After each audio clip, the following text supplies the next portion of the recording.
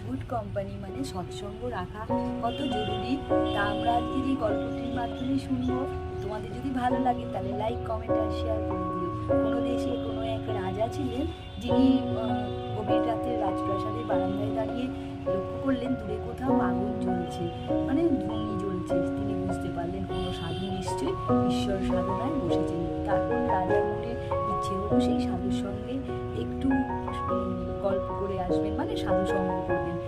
যেই ভাবা সেই কাজ, রাজা কাউকে সঙ্গে নিলেন না, একাই ছদ্মবেশে বেরিয়ে পড়লেন। যখন রাজা সেখানে পৌঁছলেন তখন রাস্তায় যেতে যেতে রাজার পায়ে কাঁটা ফুটলো এবং রক্তপাত ঘটলো। তখন রাজা পৌঁছে সাধুকে বললেন, দেখুন আমি তো ভালো কাজে আসছিলাম, মানে আপনার সাধু সঙ্গ করতে আসছিলাম, কিন্তু এমন হলো আমার রক্তপাত হলো, ভালো আপনার সঙ্গে দেখা করতেছি।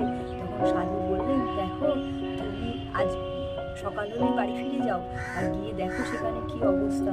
তুমি খুব বড় বিপদের থেকে বেঁচে গেলে পুরো এই ছোট বিপদ নিয়ে। সে যেইভাবে শোনার রাজা সঙ্গে সঙ্গে ফিরে আসলেন রাজপ্রাসাদে। এসে শুনলেন তার একজন পরাক্রম শত্রু তাকে হত্যা করার জন্য রাজপ্রাসাদে লুকিয়েছিল। আর সেই দিনই দুর্ভাগ্যবশত মৃত্যু। ভাবলেন, আচ্ছা রাজার শয্যা তো খুবই সুন্দর হয়, রাজার শয্যায় শুয়ে দেখি তো কেমন লাগে। যে সেই ভেবে সে রাজার শয্যায় সেদিন শুয়েছিল পুরো মাথা অব্দি চাদর দিয়ে ঢেকে। আর সেই পরাক্রম শত্রু রাত্রিবেলা ঢুকে এক কূপে তরবারি দিয়ে তার ধর নামিয়ে দিয়েছিল। ভেবেছিল সেটি রাজার মশাই শুয়ে আছেন।